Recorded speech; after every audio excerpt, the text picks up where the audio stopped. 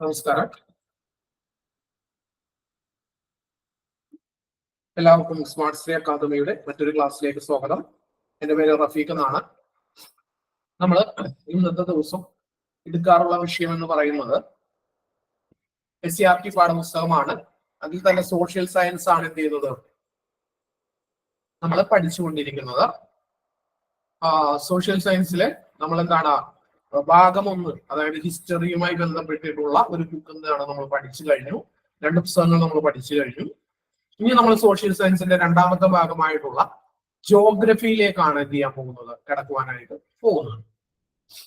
അപ്പോ ജോഗ്രഫിയിലെ ആദ്യത്തെ ചാപ്റ്റർ എന്ന് പറയുന്നത് ഋതുഭേദങ്ങളും സമയവും എന്നുള്ളതാണ്. എന്താണ് ഋതുഭേദങ്ങളും സമയവും, സീസൺ ആൻഡ് ടൈം എന്ന് പറയും. എന്താണ് സീസൺ ആൻഡ് ടൈം എന്ന് പറയും.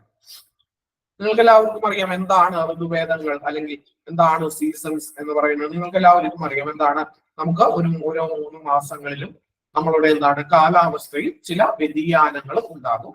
അതിനെയൊക്കെ നമ്മൾ വിളിക്കുന്ന പേരാണ് എന്തെന്ന് പറയുന്നത്, ഋതുഭേദങ്ങൾ അല്ലെങ്കിൽ സീസൺ എന്ന് പറയുന്നത്. പ്രധാനമായിട്ടും 4 സീസണുകളാണ് ഉള്ളത്. ഒന്നാമത്തേത് എന്താണ്, ഒന്നാമത്തേത് സമ്മർ എന്ന് പറയും. ഒന്നാമത്തേത് സമ്മർ എന്ന് പറയും. മലയാളത്തിൽ എന്തെന്ന് പറയും സമ്മറിനെ?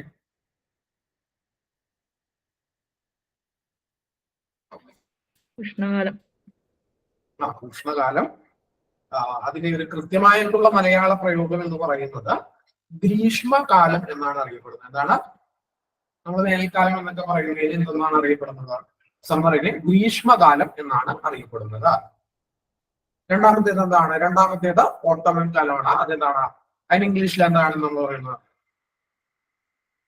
മലയാളത്തിൽ നമ്മൾ എന്തെന്ന് പറയുന്നു, മലയാളത്തിൽ നമ്മൾ അതിനെ ഹേമന്തകാലം എന്ന് പറയും. മൂന്നാമത്തേത് എന്താണ്, വിന്റർ ആണ്. വിന്ററിനെ നമ്മൾ എന്തെന്നാ പറയുന്നത്, അതെല്ലാവർക്കും അറിയാൻ പറ്റും. വിന്ററിനെ നമ്മൾ എന്തെന്നാ വിളിക്കാറ്?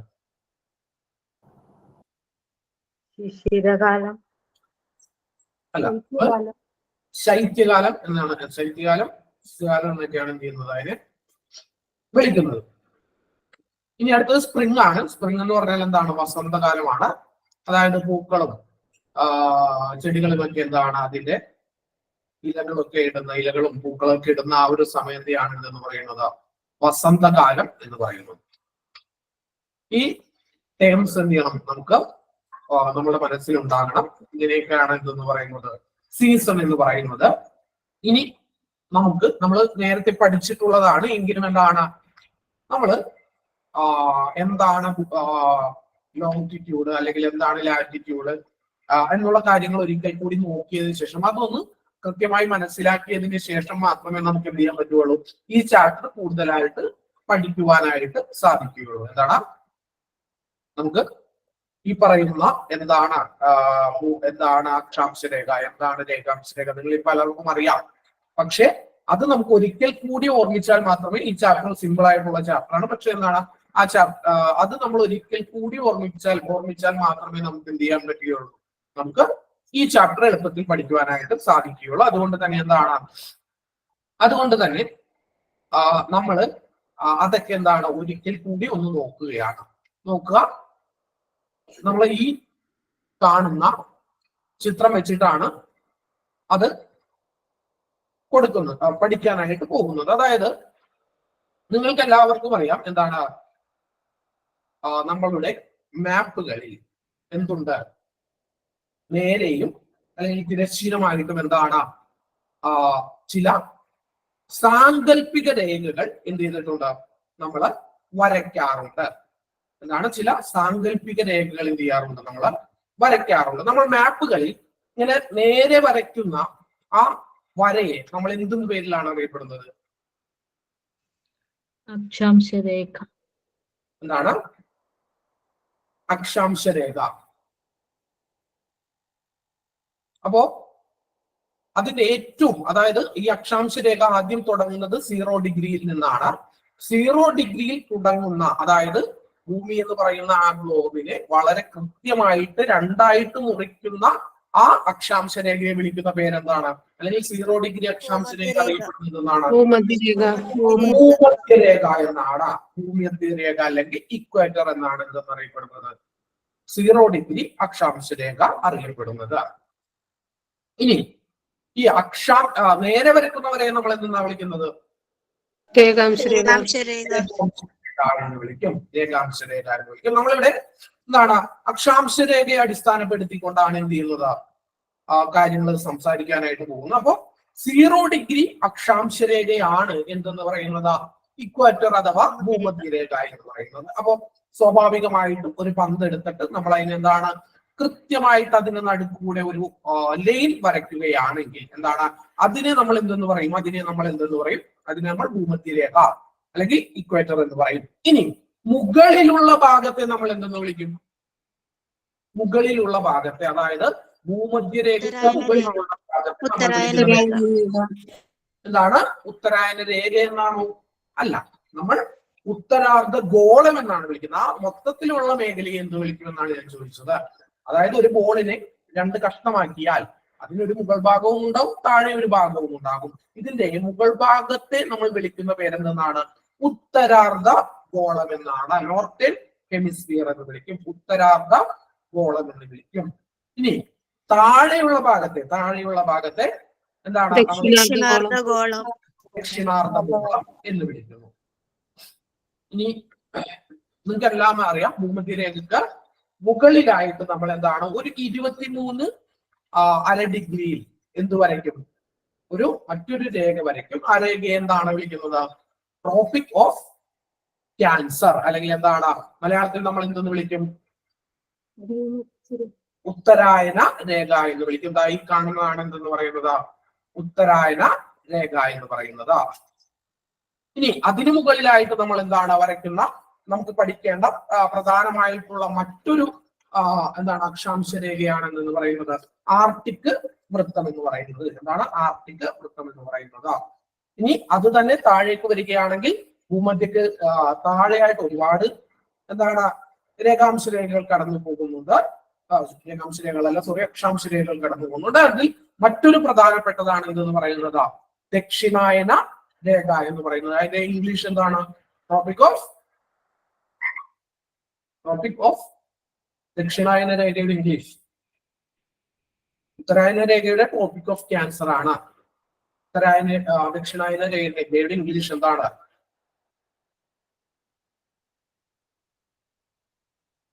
ഉത്തരായന രേഖയുടെ ഇംഗ്ലീഷ് എന്താണ്? ഉത്തരായന രേഖയല്ല, ദക്ഷിണായന രേഖയുടെ ഇംഗ്ലീഷ് എന്താണ്? ട്രോപ്പിക് ഓഫ് കാപ്രിക്കോൺ എന്നാണ്. ട്രോപ്പിക് ഓഫ് കാപ്രിക്കോൺ എന്നാണ് ഇംഗ്ലീഷും. ചില വാക്കുകളുടെയൊക്കെ എന്ത് ചെയ്യുക, പഠിച്ചു വെച്ചിരിക്കുക. PSC എങ്ങനെ ചോദിക്കുമെന്ന് പറയുവാനായിട്ട് പറ്റില്ല. അപ്പൊ എന്താണ്? അടിയിലായിട്ട് ദക്ഷിണായന രേഖയുണ്ട്. അതിന്റെ അടിയിലായിട്ട് എന്താണ് മറ്റൊരു പ്രധാനപ്പെട്ട അക്ഷാംശ രേഖയാണ് എന്തെന്ന് പറയുന്നത് ആർട്ടിക് വൃത്തം എന്ന് പറയുന്നത്. അതിന് മുകളിലായിട്ട് എന്താണ്? മുകളിലായിട്ട് ഉത്തര ധ്രുവവും താഴെയായിട്ട് എന്താണ്? ദക്ഷിണ ധ്രുവവും. ഈ പിക്ചറിൽ കാണുന്നതാണ് സംഭവം എന്ന് പറയുന്നത്. പക്ഷെ അതെന്തല്ല, അത് കൃത്യമായിട്ട് നേരെയല്ല ഇരിക്കുന്നത്. മറിച്ച് എന്താണ്? അതിനൊരു ചെരിവ് നിങ്ങൾക്ക് കാണുവാനായിട്ട് സാധിക്കുന്നുണ്ട്. എന്താണ് ഒരു ചെരിവ് നിങ്ങൾക്ക് കാണുവാനായിട്ട് സാധിക്കുന്നുണ്ട്. ഭൂമിക്ക് എന്തുണ്ട്? ഭൂമി കൃത്യമായിട്ട് നേരെയല്ല ഇരിക്കുന്നത്, മറിച്ച് എങ്ങനെയാണ് ഇരിക്കുന്നത്? ചെരിഞ്ഞിട്ട്. എത്ര ഡിഗ്രി? 23.5 ഡിഗ്രി. 23.5 ഡിഗ്രി. എവിടെ നിന്നും 23.5 ഡിഗ്രി? ചോദ്യം.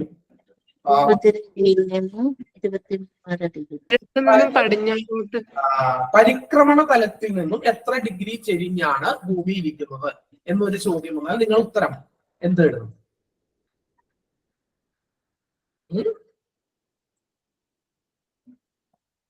പരിക്രമണ തലത്തിൽ നിന്നും എത്ര ഡിഗ്രി ചെരിഞ്ഞാണ് ഭൂമി സ്ഥിതി ചെയ്യുന്നത്, അല്ലെങ്കിൽ ഭൂമിയുടെ അക്ഷാംശം സ്ഥിതി ചെയ്യുന്നത് എന്ന് ചോദിച്ചാൽ അതിൽ 23.5 ഡിഗ്രി ഉണ്ട് എന്ന് കരുതുക. നിങ്ങൾ ഏത് ഉത്തരമായിട്ട് എഴുതും? വേറെ ചോയ്സിലേക്ക് പോകുമോ, ഇല്ലെങ്കിൽ 23.5 ഡിഗ്രി എഴുതുമോ എന്നുള്ളതാണ് ചോദ്യം.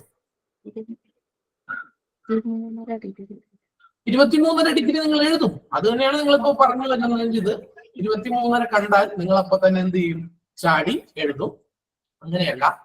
ഭൂമിയുടെ ചെരിവ് എന്ന് പറയുന്നത് നോക്കുക, ഈ കാണുന്ന ഭൂമിക്ക് നേരെയായിട്ട് വരച്ചിട്ടുള്ള സാങ്കല്പിക രേഖ, അതായത് ആ ചെരിവ് കൂടാതെ നേരെയായിട്ട് വരച്ചിട്ടുള്ള കൃത്യമായിട്ട് അതിനെ വിഭജിക്കുന്ന ഒരു നേർരേഖ, സാങ്കല്പിക രേഖ, അതാണ് പരിക്രമണ തലം എന്ന് പറയുന്നത്. ഓർബിറ്റൽ പ്ലെയിൻ എന്നാണ് ഇംഗ്ലീഷിൽ പറയുക. പരിക്രമണ തലം.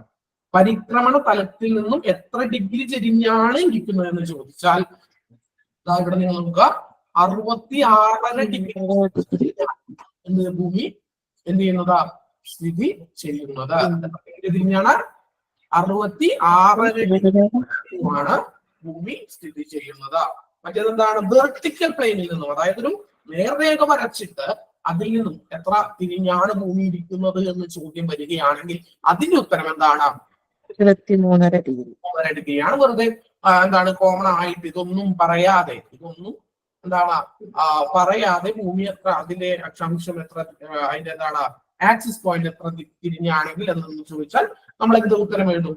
അത് 23.5 ഡിഗ്രി നമ്മൾ എന്ത് ചെയ്യും? ഉത്തരം എഴുതും. ഒരു ചെരിവ് എന്തിനുണ്ട്? ഭൂമിക്ക് ഉണ്ട്. ചെരിഞ്ഞാണ് സ്ഥിതി ചെയ്യുന്നത്. ഇപ്പൊ ഈ പിക്ചറിൽ കാണുന്നില്ലേ? ഈ പിക്ചറിൽ കാണുന്നത് പോലെയാണ് ഭൂമി എന്ത് ചെയ്യുന്നത്. നമ്മൾ ഗ്ലോബൊക്കെ വരുമ്പോൾ നിങ്ങൾ ശ്രദ്ധിച്ചിട്ടുണ്ടോ?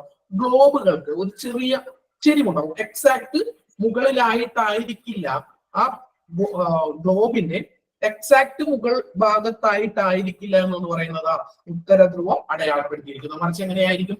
മറിച്ച് ഒരു ചെരിവോട് കൂടിയായിരിക്കും ഒരുമിക്ക ചെയ്യുന്നത്, നിർമ്മിക്കുന്നത്. നിങ്ങൾക്ക് ഗ്ലോബുകളൊക്കെ വീട്ടിലുണ്ടെങ്കിൽ നിങ്ങൾ അതൊന്ന് എടുത്തു നോക്കുക. എന്തുകൊണ്ടാണ് അതങ്ങനെ ചെരിച്ച് ചെയ്യുന്നതെന്ന് ചോദിച്ചാൽ അത് ഭൂമിയുടെ ചെരിവാണ് കാണിക്കുന്നത്. ഇനി നമ്മൾ പ്രധാനമായിട്ട് 2 പോയിന്റുകൾ കൂടി അറിഞ്ഞിരിക്കണം. അതായത് എന്താണ്? ഈ പറയുന്ന റെവല്യൂഷനും പിന്നെ എന്താണ് റൊട്ടേഷനും. റെവല്യൂഷൻ എന്ന് പറഞ്ഞാൽ എന്താണ്?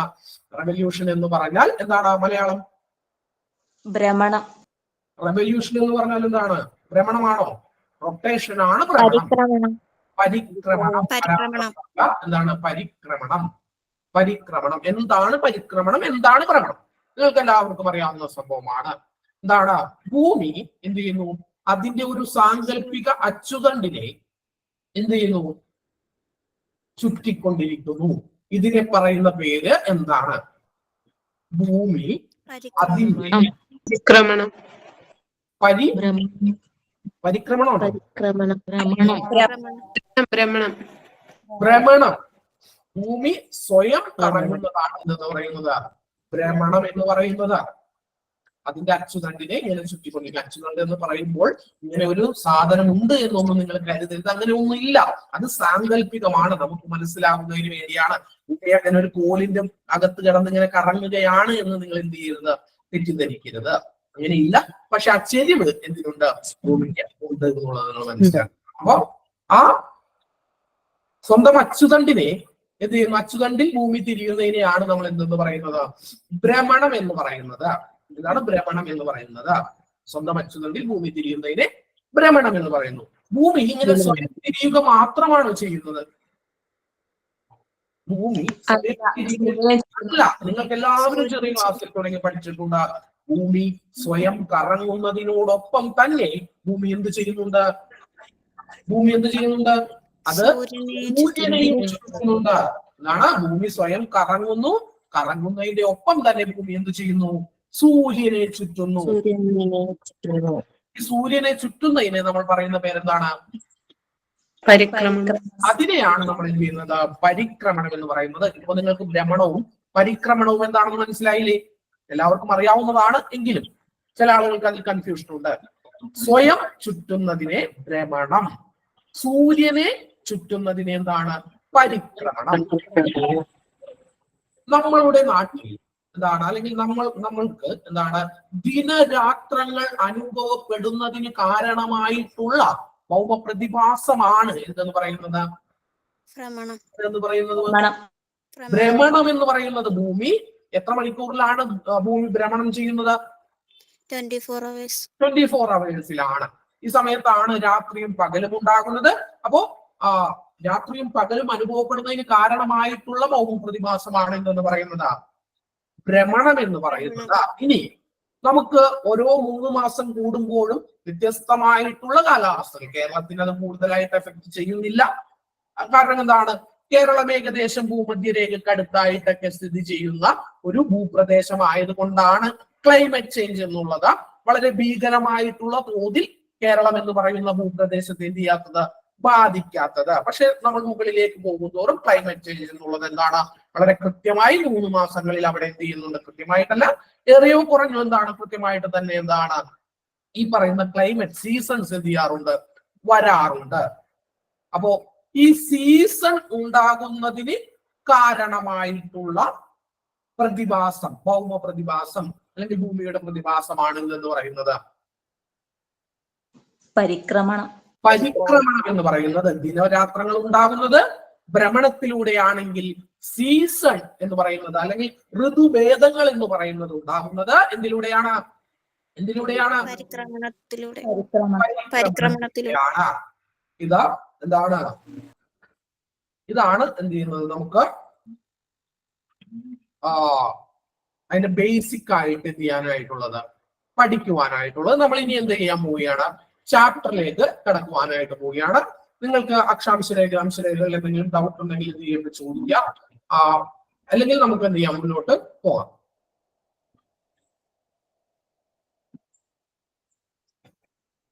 ഓക്കെ, ഡൗട്ടുകളൊന്നും ഇല്ല എന്ന് കരുതുന്നു. നമ്മള് ചാപ്റ്ററിലേക്ക് പോവുകയാണ്.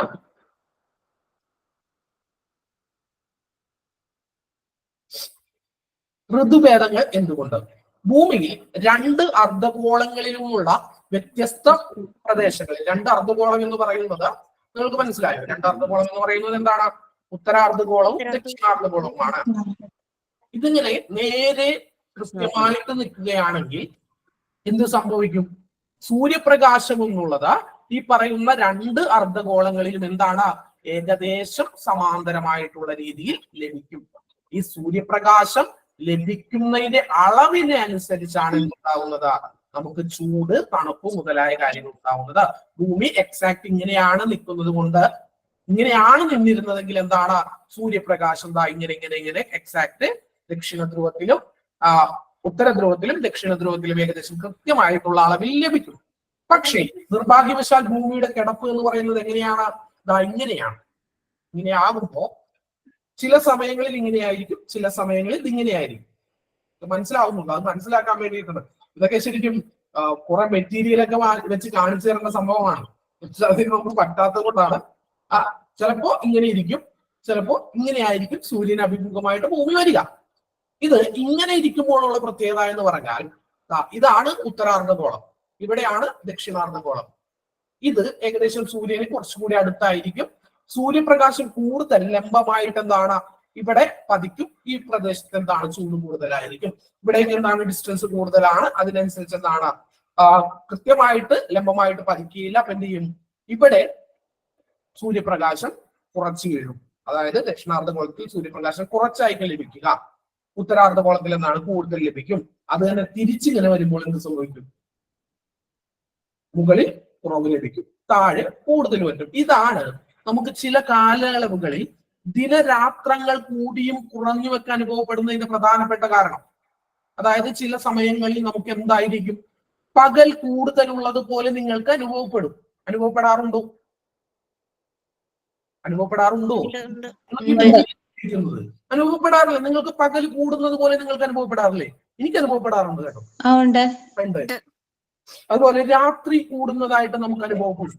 ഇതൊക്കെ സംഭവിക്കുന്നതിന്റെ കാരണം എന്താണ്, ഈ ഭൂമിയുടെ ഈ ചെറിയ ചെരിവും പിന്നെ അതിനൊത്തമുള്ള ഭൂമിയുടെ എന്താണ് സൂര്യനെ കറങ്ങുന്നതും ആണ് എന്ന് പറയുന്നത് ഇതിനെ ബാധിക്കുന്നതിനുള്ള കാരണം. അതും നിങ്ങളുടെ മനസ്സിലുണ്ടാണ്. അപ്പൊ ഭൂമിയിലെ 2 അർദ്ധഗോളങ്ങളിൽ വ്യത്യസ്ത പ്രദേശങ്ങളിൽ സൗരോർജ്ജ ലഭ്യത എന്താണ് വ്യത്യാസമായിട്ടാണ് കിട്ടുന്നത്. നിങ്ങൾക്ക് മനസ്സിലായത് എന്തുകൊണ്ടാണ്? ഭൂമി ചെരിഞ്ഞിരിക്കുന്നത് കൊണ്ടാണ് അത് അങ്ങനെ കിട്ടുന്നത്. ഭൂമി ഇങ്ങനെ ചെരിഞ്ഞിരുന്നു കൊണ്ട് തന്നെയാണ് ഭൂമി എന്ത് ചെയ്യുന്നത്, സൂര്യനെ കറങ്ങുകയും ചെയ്യുന്നത്. എന്താണ്, ഭൂമി ഈ ചെരിവ് വെച്ചുകൊണ്ട് തന്നെയാണ് എന്ത് ചെയ്യുന്നത്, സൂര്യനെ കറങ്ങുകയും ചെയ്യുന്നത്. അത് നിങ്ങളുടെ മനസ്സിലുണ്ടാകണം. ഇനി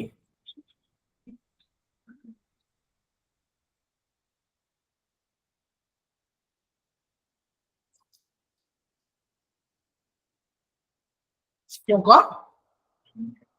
സൗരോർജ ലഭ്യതയിലുള്ള ഏറ്റക്കുറച്ചിലുകളാണ്, നോക്കുക, സൗരോർജ ലഭ്യതയിലുള്ള ഏറ്റക്കുറച്ചിലുകളാണ് വ്യത്യസ്ത ഋതുക്കളിലെ പ്രധാന സവിശേഷത എന്ന് പറയുന്നത്. ഇതിന് കാരണമാകുന്നത് ഭൂമിയുടെ പരിക്രമണമാണ്. അപ്പൊ നമ്മൾ സീസൺ എന്ന് പറയുന്നതിന്റെ കാരണം എന്ന് പറയുന്നത് പരിക്രമണമാണെന്ന് നമ്മൾ പറഞ്ഞു. പക്ഷെ പരിക്രമണം മാത്രമാണോ സീസണിന് കാരണം? ആണോ? അല്ല. നമ്മൾ പറഞ്ഞു എന്തു കൂടിയുണ്ട്? പരിക്രമണവും അതിന്റെ ഒപ്പം തന്നെ അച്ചുതണ്ടിന്റെ ചെരിവും കൂടി ചേരുന്നതാണ്. ചേരുമ്പോഴാണ് ഭൂമി എന്ത് ചെയ്യുന്നത്? ചില ഭൂമിയിൽ സീസണുകൾ ഉണ്ടാകുന്നത്, ഋതുഭേദങ്ങൾ ഉണ്ടാകുന്നത്. മനസ്സിലായോ? സൗരോർജത്തിന്റെ ഏറ്റക്കുറച്ചിലുകൾക്കനുസരിച്ച് വ്യത്യസ്ത ഋതുവിന്റെ പ്രത്യേകത എന്ന് പറയുന്നത് അതാണ്. ഇതിന് കാരണമായത് ഭൂമിയുടെ പരിക്രമണവും അച്ചുതണ്ടിന്റെ ചെരിവുമാണ്. ഇനി ദീർഘവൃത്താകൃതിയിലുള്ള എന്താണ് സഞ്ചാരമാണ് ഭൂമി എന്ത് ചെയ്യുന്നത്? സൂര്യനെ ഭ്രമണം ചെയ്യുന്നത് എന്ന് നിങ്ങൾക്കറിയാമല്ലോ. ഇതിനെയാണ് നമ്മൾ എന്തെന്ന് പറയുന്നത്? ഇതിനെയാണ് നമ്മൾ പരിക്രമണം എന്ന് വിളിക്കുന്നത്. നമ്മൾ പറഞ്ഞു കഴിഞ്ഞതാണ്, നിങ്ങൾക്ക് സംശയമൊന്നുമില്ല. ഒരു എക്സാക്ട് റൗണ്ടിലല്ല ഭൂമി എന്ത് ചെയ്യുന്നത്? കറങ്ങുന്നത്. അത് മാത്രമല്ല, നമ്മൾ എന്താണ് നമ്മളുടെ സൗരയൂഥത്തെ കുറിച്ച് പഠിക്കുമ്പോൾ അതിന് ചുറ്റും ഒരു വലയം നിങ്ങൾ കാണാറുണ്ട്. ആ വലയത്തിലൂടെയാണ് കൃത്യമായിട്ട് എന്ത് ചെയ്യുന്നത്? ഇതിങ്ങനെ കറങ്ങുന്നത് എന്നൊരു തെറ്റിദ്ധാരണ അത്തരത്തിലുള്ള പഠനങ്ങൾ ഇത് നിങ്ങൾക്ക് ആദ്യ കാലഘട്ടങ്ങളിൽ മനസ്സിലാക്കുവാൻ പഠിപ്പിക്കുന്നതാണ്. ശരിക്കും അത്തരത്തിലുള്ള ഒരു ലൈനൊന്നും എന്തില്ല, കൃത്യമായിട്ട് ഇല്ല. ചെറിയ എന്താണ് ഒരു വരയിലൊന്നും അല്ല ഇത് സഞ്ചരിക്കുന്നത്. അതിങ്ങനെ അതിന്റെ ഭ്രമണം ചെയ്തുകൊണ്ടിരിക്കുന്നു. ചെറിയ ഏറ്റക്കുറച്ചിലുകൾ എന്താണ് അതിലുണ്ടാകും. അതുകൊണ്ടാണ് എന്ത് ചെയ്യുന്നത്? ദീർഘവൃത്താകൃതിയിലാണ് ഇത് എന്ത് ചെയ്യുന്നത്? കറങ്ങിക്കൊണ്ടിരിക്കുന്നത്. അവിടെ ഒരു വലയമൊന്നുമില്ല എന്നുള്ള കാര്യം മനസ്സിലാക്കുക. നോക്കാം, നമ്മൾ പറഞ്ഞ അടുത്ത കാര്യമാണ് ഭൂമിയുടെ അച്ചുതണ്ടിന് പരിക്രമണ തലത്തിൽ നിന്നും 66.5 ഡിഗ്രി ചെരിവുണ്ട്. എന്താണ് പരിക്രമണ തലം എന്ന് പറയുന്നത്? താഴെ കാണുന്നതാണ്. ഈ തലത്തിൽ നിന്ന് നോക്കുകയാണെങ്കിൽ ഭൂമിയുടെ ചെരിവ് എന്ന് പറയുന്നത് ഇതാണ്, 66 ഡിഗ്രിയാണ്. ഇനി ലംബ തലത്തിൽ നിന്നും കണക്കിലാക്കിയാൽ എത്രയാണ്? 23.5 ഡിഗ്രിയാണ്. പറയുന്നത് ഇതാണ്. ഈ ലംബ തലത്തിൽ നിന്ന് ഇങ്ങനെ കണക്കാക്കുമ്പോൾ ഭൂമിയുടെ ചെരിവ് എന്ന് പറയുന്നത് എത്രയാണ്? 23.5 ഡിഗ്രിയാണ്. അപ്പോ ഭൂമി ഈ പരിക്രമണ കാലയളവിൽ മുഴുവൻ അതിന്റെ ആ ചെരിവ് എന്നുള്ളത് എന്ത് ചെയ്യും? കൃത്യമായിട്ട് നിലനിർത്തും. ഈ പ്രതിഭാസത്തെ വിളിക്കുന്ന പേരാണ് അച്ചുതണ്ടിന്റെ സമാന്തരത അല്ലെങ്കിൽ പാരലിസം ഓഫ് ആക്സിസ് എന്ന് പറയുന്നത്. എന്താണ് അച്ചുതണ്ടിന്റെ സമാന്തരത എന്ന് പറയുന്നത്? അതായത് ഈ പറയുന്ന പരിക്രമണ തലത്തിൽ നിന്നും 66.5 ഡിഗ്രിയും എന്താണ് ലംബതലത്തിൽ നിന്നും 23.5 ഡിഗ്രിയും ചെരിഞ്ഞു നിൽക്കുന്ന ഭൂമി എന്ന് പറയുന്നത് അത് സൂര്യനെ മൊത്തം കറങ്ങി വരുന്നതിനായിട്ട് എത്ര സമയം എടുക്കും? സൂര്യനെ മൊത്തമായിട്ട് ഭൂമി കറങ്ങി വരുവാൻ 365 ദിവസം. കാൽ വരുന്നത് കൊണ്ടാണ് നമുക്ക് ഓരോ 4 വർഷവും എന്ത് വരുന്നത്? നമുക്ക് ഓരോ വർഷം 4 വർഷവും എന്ത് വരുന്നത്? ഇയർ വരുന്നത്. ഫെബ്രുവരിയിൽ എത്ര ദിവസം ഉണ്ടാവും? അപ്പോ 29 ദിവസം ഉണ്ടാകും. അപ്പോ എന്താണ് ഇങ്ങനെ ഈ പറയുന്ന 23.5യും 63.5യും ഡിഗ്രി ചെരിഞ്ഞാണ് ഭൂമി ഇരിക്കുന്നത്. ഭൂമി സൂര്യനെ കറങ്ങി വരുമ്പോൾ എന്തുണ്ടാകില്ല? അതിന്റെ ഈ ചെരിവിന് യാതൊരുവിധ മാറ്റവും ഉണ്ടാകില്ല. ഇതിനെയാണ് നമ്മൾ എന്തെന്ന് വിളിക്കുക? അച്ചുതണ്ടിന്റെ സമാന്തരത അല്ലെങ്കിൽ പാരലിസം ഓഫ് ആക്സിസ് എന്ന് പറയുന്നത്. പരിക്രമണ വേളയിലുടനീളം ഭൂമി ചെരിവ് എന്ത് ചെയ്യുന്നു? നിലനിർത്തുന്നു. ഈ പ്രതിഭാസത്തെ നമ്മൾ വിളിക്കുന്ന പേരാണ് അച്ചുതണ്ടിന്റെ സമാന്തരത അല്ലെങ്കിൽ പാരലിസം ഓഫ് ആക്സിസ് എന്ന് പറയുന്നത്. പോയിന്റ് മനസ്സിലായോ? പോയിന്റ് കൃത്യമായിട്ട് മനസ്സിലായി എന്ന് കരുതുന്നു. ഇനി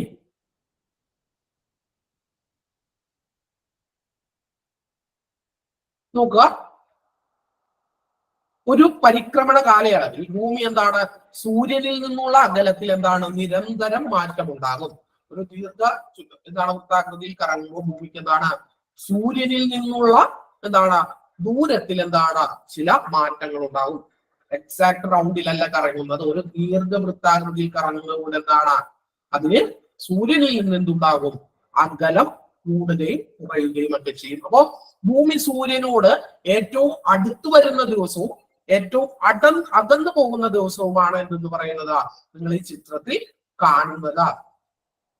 ഇതിനെ നമ്മൾ എന്താണ് ഭൂമി സൂര്യനോട് ഏറ്റവും അടുത്ത് വരുന്നതിനെ നമ്മൾ വിളിക്കുന്ന പേരെന്താണ്? സമീപദിനം. സൂര്യ സമീപ ദിനം. അതിന് ഇംഗ്ലീഷ് പറഞ്ഞിരിക്കണം എന്താണ്? പെരിലിയൻ. പെരിഹീലിയൻ. പെരിഹീലിയൻ എന്താണ്? ഭൂമി സൂര്യനോട് ഏറ്റവും അടുത്ത് വരുന്നത് പെരിഹീലിയൻ. സൂര്യ സമീപ ദിനം പെരിഹീലിയൻ ആയിരിക്കും PSC എന്ത് ചെയ്യുക? ചോദിക്കുക. പിന്നെ എന്താണ്?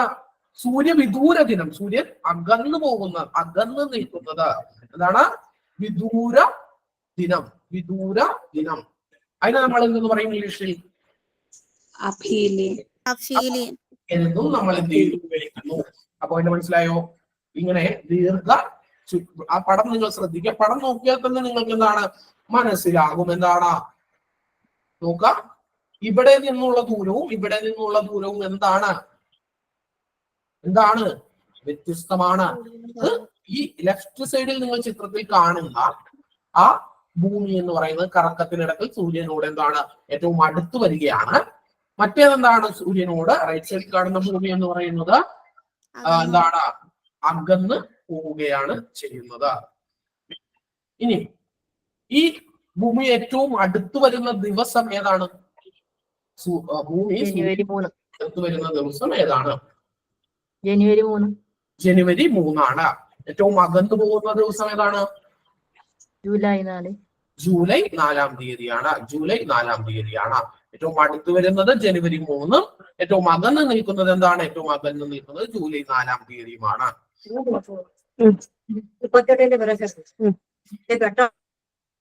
നിങ്ങൾ അവിടെ സംസാരിക്കില്ല കേട്ടോ.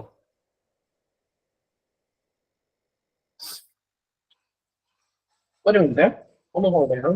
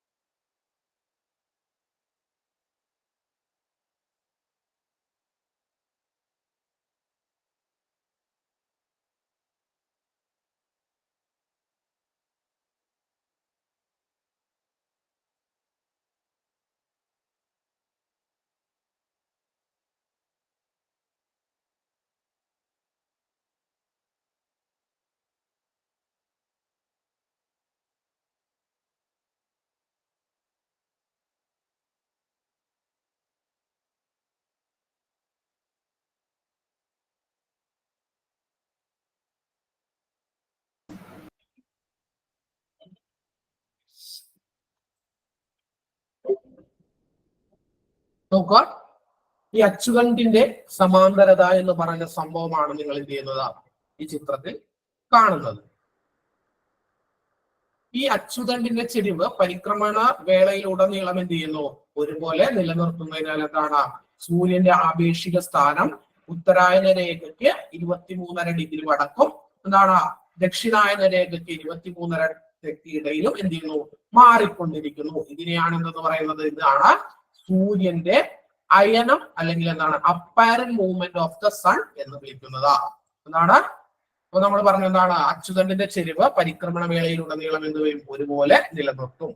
അതുകൊണ്ട് തന്നെ എന്താണ്? സൂര്യന്റെ ആപേക്ഷിക സ്ഥാനം എന്ന് പറയുന്നത് ഉത്തരായന രേഖയ്ക്കും ദക്ഷിണായന രേഖയ്ക്കും എന്താണ് 23.5 ഡിഗ്രി വടക്ക് 23.5 ഡിഗ്രി തെക്ക് എന്നുള്ള രീതിയിൽ എന്ത് ചെയ്തിരിക്കും? മാറിക്കൊണ്ടിരിക്കും. ഇതിനെയാണ് എന്തെന്ന് പറയുന്നത്? അപ്പാരന്റ് മൂവ്മെന്റ് ഓഫ് സൺ എന്ന് വിളിക്കുന്നത്. അതായത് നിങ്ങൾ നോക്കുക, ഈ ദിവസങ്ങളൊക്കെ നമുക്ക് എന്താണ് വളരെ ഇമ്പോർട്ടന്റ് ആയിട്ടുള്ളതാണ്. ഇങ്ങനെയാണ് ഭൂമി ഇരിക്കുന്നതെങ്കിൽ ഇവിടുത്തെ പ്രത്യേകത എന്തായിരിക്കും? ഇവിടുത്തെ പ്രത്യേകത എന്തായിരിക്കും? അതായത് ഉത്തരാർദ്ധഗോളത്തിൽ സൂര്യപ്രകാശം എന്തായിരിക്കും? സൂര്യപ്രകാശം എങ്ങനെയായിരിക്കും പതിക്കുക? ആ ജൂൺ 21 എന്ന് എഴുതിയ ഭൂമി നോക്കുക. അതിന്റെ ആ ഭൂമി പ്രകാരം എങ്ങനെയായിരിക്കും ഉത്തരാർദ്ധഗോളത്തിലുള്ള കാലാവസ്ഥ എന്നാണ് ഞാൻ ചോദിക്കുന്നത്. സൂര്യനോട് ഭൂമി ഇങ്ങനെ നിൽക്കുകയാണ്. അതുകൊണ്ട് തന്നെ എന്താണ്? മുകളിൽ എന്തായിരിക്കും അവസ്ഥ? ചൂട് കൂടുതലായിരിക്കും. താഴെ എന്തായിരിക്കും? ചൂട് കുറവായിരിക്കും. അത് തന്നെ നിങ്ങൾ ആ സെപ്റ്റംബർ 23 പോയാൽ എന്തായിരിക്കും അവിടെ ഈ സെപ്റ്റംബർ 23 മാർച്ച് 21 പ്രത്യേകത. ഈ രണ്ട് സംഭവം ഈ രണ്ട് ദിനങ്ങളിലും എന്താണ് സൂര്യൻ എന്ന് പറയുന്നത് ഭൂമധ്യരേഖയോട് അടുത്തായിരിക്കും. എവിടെയായിരിക്കും? ഭൂമധ്യരേഖയോട് എന്താണ് പാരലായിരിക്കും സൂര്യൻ എന്ന് പറയുന്നത് എന്ത് ചെയ്യുന്നത്, സ്ഥിതി ചെയ്യുന്നത്. ഈ സമയത്തിന്റെ പ്രത്യേകത എന്താണ്? ഈ സമയത്തിന്റെ പ്രത്യേകത എന്താണ്? ഈ സമയത്ത് ഉത്തരാർദ്ധഗോളത്തിലും ദക്ഷിണാർദ്ധഗോളത്തിലും ഒരുപോലെ എന്ത് ലഭിക്കും? ഒരുപോലെ സൂര്യപ്രകാശം ലഭിക്കും. അതായത് ദിനരാത്രങ്ങളുടെ എണ്ണം എന്ന് പറയുന്നത് എന്താണ്? ദിനരാത്രത്തിന്റെ സമയം എന്ന് പറയുന്നത് എന്താണ്? ഏകദേശം തുല്യമായിരിക്കും. ഏതൊക്കെ ദിവസങ്ങളിൽ? September 23, March 21. ഇതിനെ നമ്മൾ വിളിക്കുന്ന പേരെന്താണ്? ഇതിനെ നമ്മൾ വിളിക്കുന്ന പേരെന്താണ്? എന്താണ്? വിഷുവം എന്ന് കേട്ടല്ലോ. അതാണ്. ഇനി നോക്കുക, ഇതാ ഇവിടെ ഡിസംബർ 22 വരുമ്പോൾ എന്തായിരിക്കും പ്രത്യേകത? ഡിസംബർ 22 വരുമ്പോൾ എന്തായിരിക്കും പ്രത്യേകത? അവിടെ ദക്ഷിണാർദ്ധഗോളത്തിൽ സൂര്യപ്രകാശം എങ്ങനെയായിരിക്കും? കൂടുതലായിരിക്കും കുറവായിരിക്കും? കൂടുതലായിരിക്കോ? ഇങ്ങനെ ചെരിഞ്ഞ് നിൽക്കുമ്പോ ദക്ഷിണാർദ്ധഗോളത്തിലല്ല ഉത്തരാർദ്ധഗോളത്തിൽ മുകളിൽ ഇങ്ങനെ ചെരിഞ്ഞ് ദക്ഷിണാർദ്ധഗോളത്തിൽ എന്തായിരിക്കും? ദക്ഷിണാർദ്ധഗോളത്തിൽ അത് കൂടുതലുമായിരിക്കും. അപ്പോ നമ്മളൊക്കെ എവിടെയാണ്? ഇന്ത്യ സ്ഥിതി ചെയ്യുന്നത് എവിടെയാണ്? ഉത്തരാർദ്ധഗോളത്തിലാണോ ദക്ഷിണാർദ്ധഗോളത്തിലാണോ? ഉത്തരാർദ്ധഗോളത്തിലാണ്. ആർക്കും സംശയമുണ്ടോ? ബഹുഭൂരിപക്ഷം മനുഷ്യർ ജീവിക്കുന്ന ഒരുവിധപ്പെട്ട എല്ലാ രാജ്യങ്ങളും സ്ഥിതി ചെയ്യുന്നത് എവിടെയാണ്? ഉത്തരാർദ്ധഗോളത്തിലാണ്. വളരെ കുറച്ച് വിരലിൽ എണ്ണാവുന്ന ചില രാജ്യങ്ങളൊക്കെ മാത്രമേ ഇവിടെയുള്ളൂ ദക്ഷിണായന ദക്ഷിണാർദ്ധഗോളത്തിൽ ഉള്ളൂ എന്നുള്ളത് മനസ്സിലാക്കുക. അപ്പൊ ഇന്ത്യ സ്ഥിതി ചെയ്യുന്നത് എന്താണ്? ഉത്തരാർദ്ധഗോളത്തിലാണ്. അപ്പൊ ഡിസംബർ ഒക്കെ ആകുമ്പോൾ ഇന്ത്യയുടെ കാലാവസ്ഥ എന്ന് പറയുന്നത് കേരളത്തെ വെച്ചുകൊണ്ട് നിങ്ങൾ കൂട്ടണ്ട. ഈ കേരളത്തിൽ ഇത് കൃത്യമായിട്ട് നമുക്ക് അനുഭവപ്പെടാത്തതിന് കാരണം ഞാൻ നിങ്ങളോട് പറഞ്ഞു. കേരളം ഭൂമധ്യരേഖയോട് എന്താണ് കൂടുതൽ അടുത്തിരിക്കുന്ന പ്രദേശമാണ്. അങ്ങനെയുള്ള പ്രദേശങ്ങളിൽ എന്താണ് ഇത്തരത്തിലുള്ള അതിശൈത്യമോ അങ്ങനെയുള്ള പ്രശ്നങ്ങൾ എന്ത് ചെയ്യില്ല, ഉണ്ടാകുകയില്ല. അതുകൊണ്ടാണ് കേരളത്തിൽ എന്തുണ്ടാകാത്തത്? ഹിമാലയം പോലെയോ അല്ലെങ്കിൽ ഡൽഹിയിൽ മഞ്ഞ് വീഴുന്നത് പോലെയോ ഒന്നും എന്ത് ചെയ്യാത്തത് കേരളത്തിൽ ഇല്ലാത്തത്. അത് സൂര്യനുമായിട്ട് എന്താണ് കേരളം അല്ലെങ്കിൽ ഭൂമധ്യരേഖയുമായിട്ട് കേരളം നിൽക്കുന്ന ഇതിന്റെ എന്താണ് അകലത്തിന്റെ ഒരു പ്രശ്നമാണ്. ഭൂമധ്യരേഖയുടെ അടുത്താണ് കേരളം സ്ഥിതി ചെയ്യുന്നത്. അതുകൊണ്ടാണ് നമുക്ക് എന്ത് ചെയ്യുന്നത് അങ്ങനെ ഉള്ള ഒരു കാലാവസ്ഥ ലഭിക്കുന്നത്. പക്ഷെ ഇന്ത്യയിൽ മൊത്തമായിട്ട് നിങ്ങൾക്കറിയാം, ഡൽഹി പോലെയുള്ള സ്ഥലങ്ങളിലെല്ലാം ഈ ഡിസംബർ മാസത്തിൽ എന്താണ് വലിയ തണുപ്പ് അനുഭവപ്പെടുന്ന സമയമാണ്. എന്താണ് വലിയ തണുപ്പ് അനുഭവപ്പെടുന്ന സമയമാണ്. അപ്പോ ഇങ്ങനെയാണ് എന്ത് ചെയ്യുന്നത്? നമുക്ക് കാലാവസ്ഥകൾ ഉണ്ടാകുന്നത്. നമുക്ക് എന്ത് ചെയ്യാം? നമുക്ക് കൂടുതലായിട്ട് പഠിക്കാം. നോക്കുക, സൂര്യന്റെ അയനമാണ് ഭൂമിയിലെ ഋതുഭേദങ്ങൾക്ക് കാരണമാകുന്നത്. അതായത് ഒരു പരിക്രമണ കാലത്തിൽ, അതായത് ഒരു വർഷം, ഒരു പരിക്രമണ കാലം എന്ന് പറയുന്നത് എത്രയാണ്? ഒരു വർഷം 365 ദിവസം. അതായത് സൂര്യന് ചുറ്റുമുള്ള ഭൂമിയുടെ സഞ്ചാരഗതിയിൽ എന്താണ് 4 സ്ഥാനങ്ങളാണ് പ്രധാനമായിട്ടും ഉള്ളത്. അതാണ് നമ്മൾ എന്ത് ചെയ്തിട്ടുള്ളത്? ഇതിൽ കാണിച്ചിട്ടുള്ളത് 4 പ്രധാനപ്പെട്ട സ്ഥാനങ്ങളാണ് ഭൂമിക്ക് എന്താണ് ഈ ഒരു വർഷം എന്നുള്ള ഈ പരിക്രമണ കാലയളവിലുള്ളത്. അതെന്താണ്? ഇതാണ് ഇവിടെ എഴുതപ്പെട്ടിട്ടുള്ളത്, ഇവിടെ ഈ കാണിച്ച് വെച്ചിട്ടുള്ളത്. സൂര്യന്റെ അയനം മൂലം ഭൂമിയിൽ സൂര്യപ്രകാശം പതിക്കുന്നതിൽ എന്തുണ്ടാകുന്നു? ഏറ്റക്കുറച്ചിലുകൾ ഉണ്ടാകുന്നു. വർഷത്തിന്റെ ഒരു പകുതിയിൽ ഉത്തരാർദ്ധഗോളത്തിലും മറുപകുതിയിൽ എന്താണ് ദക്ഷിണാർദ്ധഗോളത്തിലുമാണ് എന്ത് ചെയ്യുന്നത്? സൂര്യന്റെ ലംബരശ്മികൾ പതിക്കുന്നത്. നമ്മൾ പറഞ്ഞു എന്താണ്? ഇവിടെ നിന്ന് ഇങ്ങനെ 3 മാസം, ഇവിടെ നിന്ന് ഇങ്ങോട്ട് 3 മാസം 6, ഇവിടെ നിന്ന് ഇങ്ങോട്ട് 3 മാസം, ഇവിടെ നിന്ന് ഇങ്ങോട്ട് 3 മാസം, അങ്ങനെയാണ് 2, 6 വരുന്നത്. ഒരു വർഷത്തിന്റെ ഒരു പകുതിയിൽ ഉത്തരാർദ്ധഗോളത്തിൽ എന്താണ്? ഉത്തരാർദ്ധഗോളത്തിലും മറ്റൊരു പകുതിയിൽ എന്താണ്? മറ്റൊരു പകുതിയിൽ ദക്ഷിണാർദ്ധഗോളത്തിലുമാണ് സൂര്യന്റെ ലംബരശ്മികൾ പതിക്കുന്നത്. സൂര്യരശ്മികൾ ലംബമായി പതിക്കുന്നിടങ്ങളിൽ എന്താണ്? ചൂട് എന്തായിരിക്കും? സൂര്യപ്രകാശം നേരെ വന്ന് പതിക്കുന്ന ചൂട് എന്തായിരിക്കും? കൂടുതലായിരിക്കും. ചെരിഞ്ഞു പതിക്കുന്ന സ്ഥലങ്ങളിൽ എന്തായിരിക്കും? ചൂട് കുറവായിരിക്കും. അപ്പോ ഈ കാരണങ്ങൾ കൊണ്ടാണ് നമുക്ക് എന്തുണ്ടാകുന്നത്? സീസൺ എന്ന് പറയുന്ന സംവിധാനം ഉണ്ടാകുന്നത്, അല്ലെങ്കിൽ സീസണുകൾ എന്ന് പറയുന്ന പ്രതിഭാസങ്ങൾ ഉണ്ടാകുന്നത്. ഇനി നമുക്ക് സൂര്യന്റെ അയനവും ഋതുക്കളും നോക്കാം. എന്താണ്? സൂര്യന്റെ അയനം മൂലം വസന്തകാലം, ഗ്രീഷ്മകാലം. ഗ്രീഷ്മകാലം എന്ന് പറഞ്ഞാൽ എന്താണ്? English summer. എന്താണ്? ഗ്രീഷ്മകാലം, വസന്തകാലം, ഗ്രീഷ്മകാലം, ഹേമന്തകാലം, ശൈത്യകാലം എന്നിങ്ങനെ വ്യത്യസ്ത എന്താണ് ഋതുക്കൾ ചാക്രികമായിട്ട് എന്ത് ചെയ്യുന്നു? ആവർത്തിക്കുന്നു. വർഷം മുഴുവൻ ഉയർന്ന തോതിൽ സൂര്യപ്രകാശം ലഭിക്കുന്നതിനാൽ ഉഷ്ണമേഖലാ പ്രദേശങ്ങൾ എന്താണ്? പൊതുവെ ഋതുഭേദങ്ങൾ എന്ന് പറയുന്നത് പ്രകടമായിട്ട് അനുഭവപ്പെടാറില്ല. നമ്മൾ പറഞ്ഞ പോയിന്റ്. എന്തുകൊണ്ടാണ് കേരളത്തിൽ അത്ര പ്രകടമായിട്ടുള്ള രീതിയിൽ ഈ കാലാവസ്ഥ വ്യതിയാനങ്ങൾ എന്താണ് ഉണ്ടാകാത്തത് എന്നുള്ളതിന്റെ കാരണമാണ് ഇവിടെ പറയുന്നത്. എന്താണ്? വർഷം മുഴുവൻ ഉയർന്ന തോതിൽ സൂര്യപ്രകാശം ലഭിക്കുന്നതിനാൽ എന്താണ് ഉഷ്ണമേഖലാ പ്രദേശങ്ങൾ പൊതുവെ എന്താണ് ഋതുഭേദങ്ങൾ എന്നുള്ളത് പ്രകടമായിട്ട് എന്താണ് അനുഭവപ്പെടാറില്ല.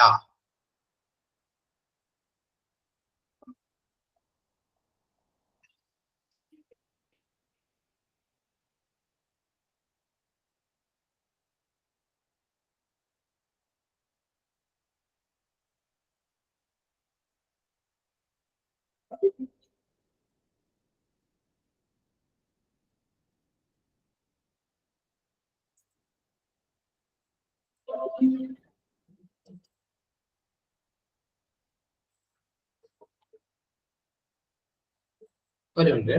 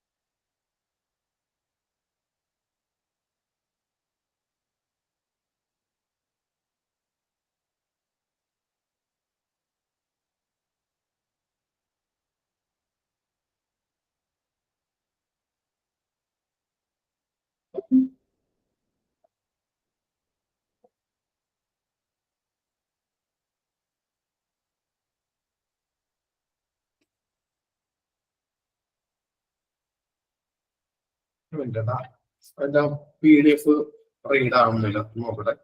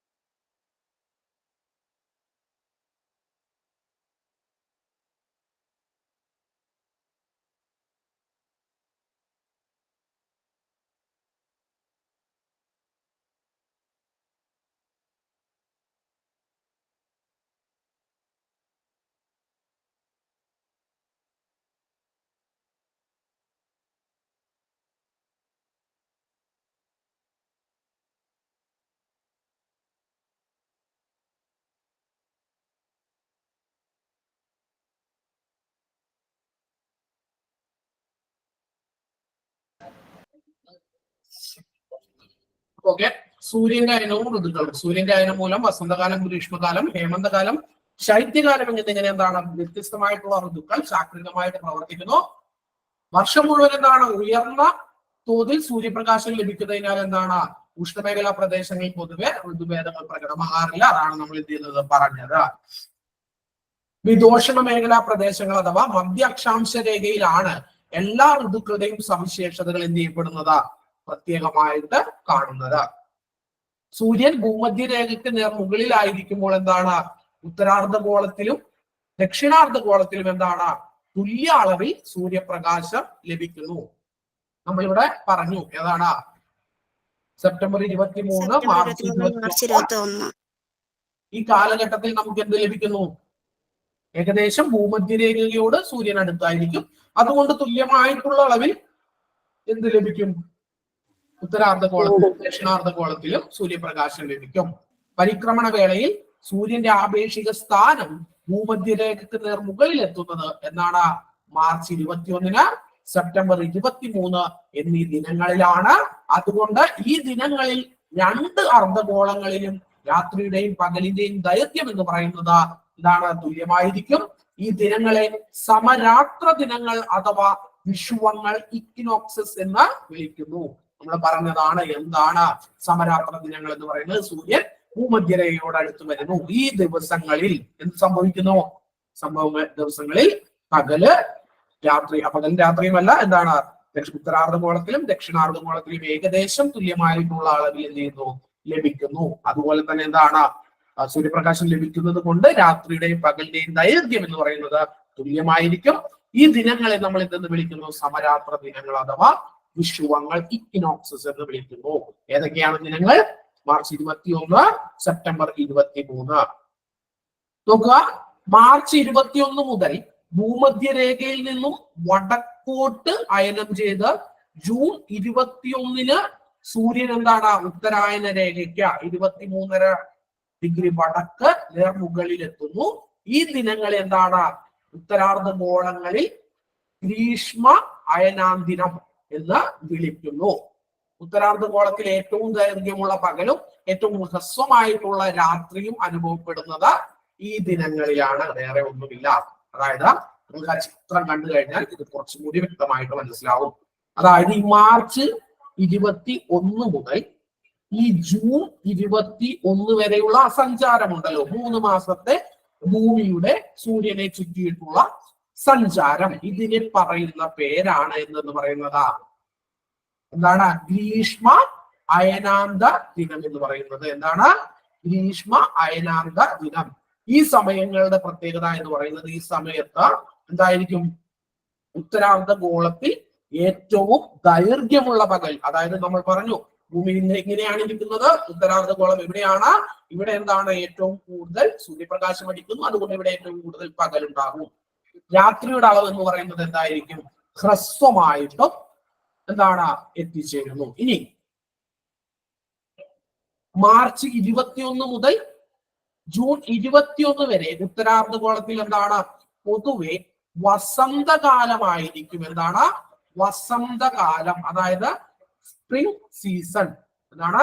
മാർച്ച് 21 മുതൽ ജൂൺ 21 വരെ എന്താണ് ഈ കാലയളവ് എന്ന് പറയുന്നത്? എന്താണ്? ഏത് സീസൺ ആയിരിക്കും എന്നാണ് പറയുന്നത്? സ്പ്രിംഗ് വസന്തകാലം. എന്താണ്? സ്പ്രിംഗ് വസന്തകാലം. ആ സീസൺ ആയിരിക്കും ഈ കാലയളവിൽ എന്ന് പറയുന്നത്. നോക്കുക, ഇപ്പറുണ്ടല്ലോ, ഇവിടെ സ്പ്രിംഗ് വന്നാൽ ഇവിടെ എന്തായിരിക്കും? ഇവിടെ ഹേമന്തകാലമായിരിക്കും കേട്ടോ. സ്പ്രിംഗിന് നേരെ ഓപ്പോസിറ്റ് എന്തായിരിക്കും? ഹേമന്ത കാലമായിരിക്കും. ഇവിടെ വേനലാണെങ്കിൽ എന്താണ്, അല്ലെങ്കിൽ ഗ്രീഷ്മമാണെങ്കിൽ ഇവിടെ എന്തായിരിക്കും? ഇവിടെ ശൈത്യമായിരിക്കും. അത് ഓപ്പോസിറ്റ് ആണ്, അത് മനസ്സിലാക്കണം കേട്ടോ. അപ്പൊ നോക്കുക, ഈ മാർച്ച് 21 മുതൽ ജൂൺ 21 വരെ ഉത്തരാർദ്ധഗോളത്തിൽ അറിയപ്പെടുന്ന ക്ലൈമറ്റ് എന്താണ്? Spring season. എന്താണ്? സ്പ്രിംഗ് സീസൺ, വസന്തകാലം. ശൈത്യകാലത്തിൽ നിന്നും വേനൽക്കാലത്തിലേക്കുള്ള മാറ്റത്തിന്റെ കാലമാണിത്. ചെടികൾ തളിർക്കുന്നതും പുഷ്പിക്കുന്നതും മാവ് പൂക്കുന്നതും പ്ലാവുകളിൽ ചക്ക ഉണ്ടാകുന്നതും ഒക്കെ എന്താണ് ഈ കാലയളവിലാണ്. ഇത് വസന്തകാലത്തിന്റെ എന്താണ് സവിശേഷതയാണ്. ഉത്തരാർദ്ധഗോളത്തിൽ എന്താണ് വസന്തകാലമായിരിക്കുമ്പോൾ ദക്ഷിണാർദ്ധഗോളത്തിൽ എന്താണ്? ദക്ഷിണാർദ്ധഗോളത്തിൽ എന്ത് കാലമായിരിക്കും? എന്ത് കൊള്ളമായിരിക്കും? ഹേമന്തം. ഹേമന്തമായിരിക്കും. എന്താണ്? ഉത്തരാർദ്ധഗോളത്തിൽ വസന്തമായിരിക്കുമ്പോൾ ഓപ്പോസിറ്റ് എന്തായിരിക്കും? എന്തായിരിക്കും? ദക്ഷിണാർദ്ധഗോളത്തിൽ എന്തായിരിക്കും? ഹേമന്തം ആയിരിക്കും. ഇനി നോക്കുക, ജൂൺ 21 മുതൽ ഉത്തരായന രേഖയിൽ നിന്നും എന്താണ്? തെക്കോട്ട് സൂര്യൻ എന്ത് ചെയ്യുന്നു? അതിന്റെ അയനം ആരംഭിക്കുന്നു. സൂര്യൻ സെപ്റ്റംബർ 23 വീണ്ടും ഭൂമധ്യരേഖയുടെ മുകളിൽ എത്തുന്നു. ഈ കാലയളവിലാണ് ഉത്തരാർദ്ധഗോളത്തിൽ വേനൽക്കാലം അഥവാ സമ്മർ സീസൺ അനുഭവപ്പെടുന്നത്. സിമ്പിൾ ആണ്. നോക്കാം, ഇവിടെ നിന്ന് ഈ ജൂൺ 21 മുതൽ ഇവിടെ നിന്ന് സഞ്ചരിച്ച എന്താണ്? ഇവിടെ നിന്ന് സഞ്ചരിച്ച് വസന്തകാലത്തിലൂടെ ജൂൺ 21 ജൂൺ 21 മുതൽ സെപ്റ്റംബർ 23 വരെയുള്ള കാലഘട്ടം, അല്ലെങ്കിൽ ആ സമയത്താണ് എന്ത് ചെയ്യുന്നത്? ആ സമയത്ത് ഭൂമിയുടെ പ്രത്യേകത എന്തായിരിക്കും? കൂടുതൽ എന്താണ്? ദക്ഷിണാർദ്ധഗോളത്തിൽ കൂടുതലായിട്ട്, ദക്ഷിണാർദ്ധഗോളത്തിലല്ല ഉത്തരാർദ്ധഗോളത്തിൽ കൂടുതലായിട്ട് സൂര്യപ്രകാശം അടിക്കുന്ന സമയമായിരിക്കും. അതുകൊണ്ട് തന്നെ എന്താണ്? അതുകൊണ്ട് തന്നെ അവിടെ എന്തായിരിക്കും? ചൂട് കൂടുതലായിരിക്കും. അവിടെ എന്ത് കാലമായിരിക്കും? അവിടെ വേനൽക്കാലമായിരിക്കും. എന്ത് കാലമായിരിക്കും? വേനൽക്കാലമായിരിക്കും. എവിടെയാണ് വേനൽക്കാലമായിരിക്കുന്നത്? എവിടെയാണ് വേനൽക്കാലമായിരിക്കുന്നത്? എന്താണ്? ദക്ഷിണാർദ്ധഗോളത്തിലോ? ഉത്തരാർദ്ധഗോളത്തിൽ. ദക്ഷിണാർദ്ധഗോളത്തിൽ ഏത് കാലമായിരിക്കും? അപ്പോ ശൈത്യകാലമായിരിക്കും. ശൈത്യമായിരിക്കും. എന്താണ്? ശൈത്യമായിരിക്കും. ഇവിടെ ഗ്രീഷ്മമാണെങ്കിൽ അവിടെ എന്തായിരിക്കും? അതിന്റെ ഓപ്പോസിറ്റ് എന്തായിരിക്കും? അതിന്റെ ഓപ്പോസിറ്റ് ശൈത്യമായിരിക്കും. ഇനി സെപ്റ്റംബർ 23 മുതൽ ഭൂമധ്യരേഖയിൽ നിന്നും വീണ്ടും സൂര്യൻ അതിന്റെ സഞ്ചാരം അല്ലെങ്കിൽ അതിന്റെ അയനം തുടരുന്നത് എവിടെ വരെയാണ്? ഡിസംബർ 22 എന്താണ്? ദക്ഷിണായന രേഖയ്ക്ക് നേർമുകളിൽ എത്തുന്നു. ഈ ദിനത്തെ എന്തെന്ന് പറയുന്നു? ഇതിനെ ശൈത്യ അയനാന്ത ദിനം, വിന്റർ സോളിറ്റിസ് എന്ന് വിളിക്കുന്നു. ഈ ദിവസം ഉത്തരാർദ്ധഗോളത്തിൽ ഏറ്റവും ഹ്രസ്വമായിട്ടുള്ള പകലും ഏറ്റവും ദൈർഘ്യമുള്ള രാത്രിയും എന്ത് ചെയ്യപ്പെടുന്നു? അനുഭവപ്പെടുന്നു.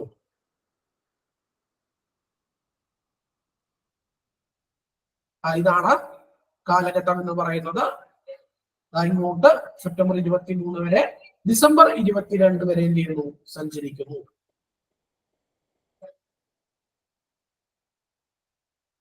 ഇനി സെപ്റ്റംബർ 23 മുതൽ ഡിസംബർ 22 വരെ ഉത്തരാർദ്ധഗോളത്തിൽ എന്ത് കാലമായിരിക്കും? ഉത്തരാർദ്ധഗോളത്തിൽ ഹേമന്തകാലമായിരിക്കും. അപ്പോ ദക്ഷിണാർദ്ധഗോളത്തിലോ? ഉത്തരാർദ്ധഗോളത്തിൽ ഹേമന്തമാണെങ്കിൽ ദക്ഷിണാർദ്ധഗോളത്തിൽ എന്തായിരിക്കും? വസന്തകാലം. വസന്തകാലമായിരിക്കും. എന്താണ്? വസന്തകാലം ആയിരിക്കും. വേനൽക്കാലത്തിന്റെ തീഷ്ണതയിൽ നിന്നും ശൈത്യകാലത്തിലേക്കുള്ള മാറ്റത്തിന്റെ കാലമാണ് ഹേമന്തകാലം എന്ന് പറയുന്നത്. ഈ കാലയളവിൽ അന്തരീക്ഷ ഊഷ്മാവ് ഗണ്യമായി കുറയുന്നു. പകലിന്റെ ദൈർഘ്യം കുറഞ്ഞു വരികയും രാത്രിയുടെ ദൈർഘ്യം കൂടി വരികയും ചെയ്യുന്നു. മരങ്ങൾ പൊതുവെ ഇല പൊഴിക്കുന്ന കാലമാണിത്. വരാനിരിക്കുന്ന വരണ്ട ശൈത്യകാലത്തെ അതിജീവിക്കാനുള്ള തയ്യാറെടുപ്പാണ് മരങ്ങളുടെ ഈ ഇല പൊഴിക്കൽ എന്ന് പറയുന്നത്.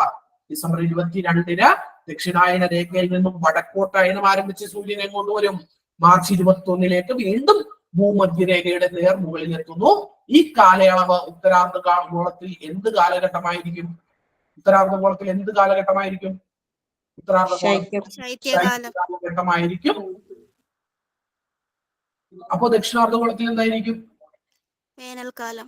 വേനൽക്കാലം. നോക്കാം, ഇത്രയേ ഉള്ളൂ. അതിന്റെ ഒരു ഇതാണ് ഇവിടെ കൊടുത്തിട്ടുള്ളത്. മാർച്ച് 21 മുതൽ 21 വരെ ഭൂമധ്യരേഖയിൽ നിന്നും ഉത്തരായന രേഖയിലേക്ക് വസന്തം, ദക്ഷിണാർദ്ധഗോളത്തിൽ ഹേമന്തം. ജൂൺ 21 മുതൽ സെപ്റ്റംബർ 23 വരെ ഉത്തരായന രേഖയിൽ നിന്നും ഭൂമധ്യരേഖയിലേക്ക് ഗ്രീഷ്മം, ശൈത്യം. അതുപോലെ എല്ലാം എന്താണ് കൃത്യമായിട്ട് അവിടെ കൊടുത്തിട്ടുണ്ട്. അപ്പോ ഇന്ത്യയിലെ പരമ്പരാഗത ഋതുക്കൾ അതുകൂടി പറഞ്ഞ് നമ്മൾ ഇന്നത്തെ ക്ലാസ് ചെയ്യണം അവസാനിക്കുകയാണ്. പൊതുവെ ഋതുക്കളെ 4ആയി തിരിച്ചിട്ടുണ്ടെങ്കിലും ഇന്ത്യയിൽ അന്തരീക്ഷ സ്ഥിതിയിലെ മാറ്റങ്ങൾ അടിസ്ഥാനമാക്കി 6 വ്യത്യസ്ത ഋതുക്കൾ ഉള്ളതായി കണക്കാക്കുന്നു. എന്താണ്? വസന്തകാലം മാർച്ച് ഏപ്രിൽ മാസങ്ങളിൽ, ഗ്രീഷ്മകാലം മെയ് ജൂൺ മാസങ്ങളിൽ, വർഷകാലം ജൂലൈ ഓഗസ്റ്റ് മാസങ്ങളിൽ, ശരത്കാലം എന്ന് പറയുന്നത് സെപ്റ്റംബർ ഒക്ടോബർ മാസങ്ങളിൽ, ഹേമന്തകാലം എന്ന് പറയുന്നത് നവംബർ ഡിസംബർ മാസങ്ങളിൽ, ശിശിരകാലം എന്ന് പറയുന്നത് എന്താണ്? ജനുവരി ഫെബ്രുവരി മാസങ്ങളായിരിക്കും. അത് ഇന്ത്യയുടെ ഒരു പരമ്പരാഗത രീതിയിൽ 6 അത് കാലം കണക്കാക്കുന്നത്. പക്ഷേ എന്തില്ല, മൊത്തമായിട്ട് നമ്മൾ കണക്കാക്കുമ്പോൾ 4 സീസണാണ് പ്രധാനമായിട്ടും ഉള്ളത് എന്ന് മനസ്സിലാക്കുക. ഇനി നമുക്ക് ഉത്തരായനം, ദക്ഷിണായനം. അയനം എന്ന് പറഞ്ഞാൽ സൂര്യന്റെ സഞ്ചാരമാണ്, അല്ലെങ്കിൽ ഭൂമിയുടെ ആ ഒരു ഇതിലേക്കുള്ള മാറ്റമാണ്. ഭൂമിയുടെ ഏത് ഭാഗത്തേക്ക് സൂര്യൻ കൂടുതൽ എത്തുന്നു എന്ന് പറയുന്ന അതിനെയാണ് അയനം എന്ന് പറയുന്നത്, അല്ലാതെ വേറെ ഒന്നുമില്ല കേട്ടോ. അപ്പോ ഇവിടെ വെച്ച് നമുക്ക് ഇതാണ് നമുക്ക് എന്തിനെ കുറിച്ച് പഠിക്കാനായിട്ടുള്ളത്, ഋതുഭേദങ്ങളെ കുറിച്ച് പഠിക്കാനായിട്ടുള്ളത്. ഇനി നമുക്ക് പഠിക്കേണ്ടത് എന്താണ്? ടൈം. എന്താണ് ടൈം എന്ന് ഞാൻ ചോദിച്ചാൽ നിങ്ങൾ എന്തെന്ന് പറയും? What is time?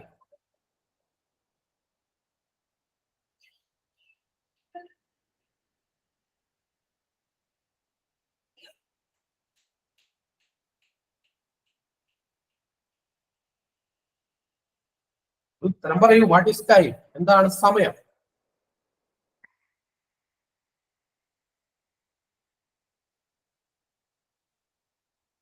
നിങ്ങൾ എന്താണ് സമയം എന്നുള്ളത് പഠിച്ചിരിക്കുന്നത്? നിങ്ങളുടെ ജീവിതത്തിൽ എന്താണ് സമയം?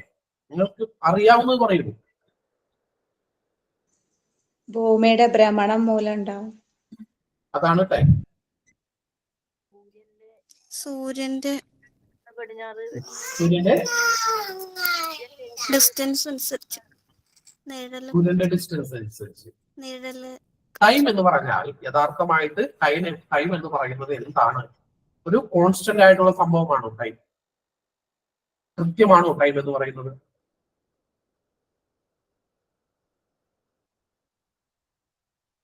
സമയം എന്ന് പറയുന്നത് കോൺസ്റ്റന്റ് ആണോ, സ്ഥിരമായിട്ട് നിലനിൽക്കുന്നതാണോ എന്നാണ് ചോദ്യം.